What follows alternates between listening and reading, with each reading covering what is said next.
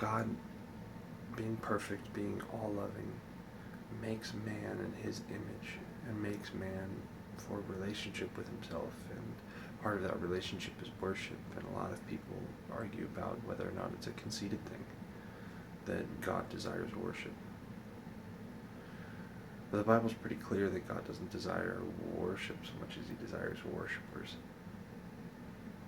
So even then it's a key relational thing. It's not about the praise, because he's infinite. He can't be added on to.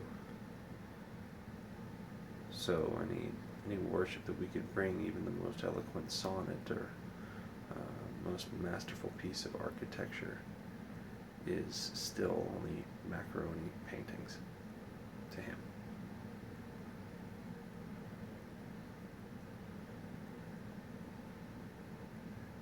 We become like what we worship. We become like what we devote ourselves to. You'll notice that the friends you spend the most time with, you start taking on their mannerisms.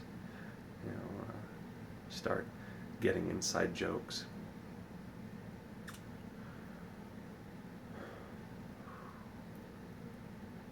It's like flourish.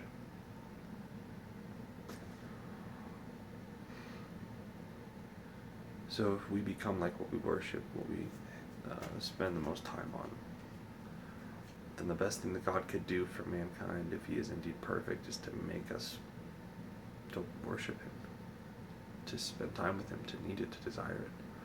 Because then we become like him, we become that much closer to perfect and complete in and of ourselves.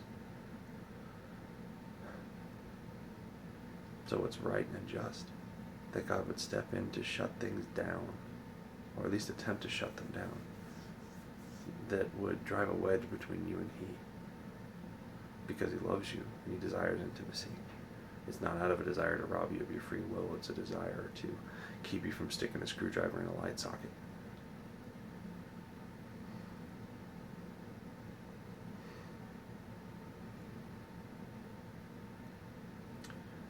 You have a choice.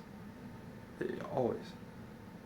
But just because you have the ability to choose doesn't mean it's right that you be able to drive yourself away from God. And it doesn't mean that he, as a good lover, a good king, a good dad, is going to stand idly by and watch it happen. Because that would make him guilty of child abuse and that he neglected his kids.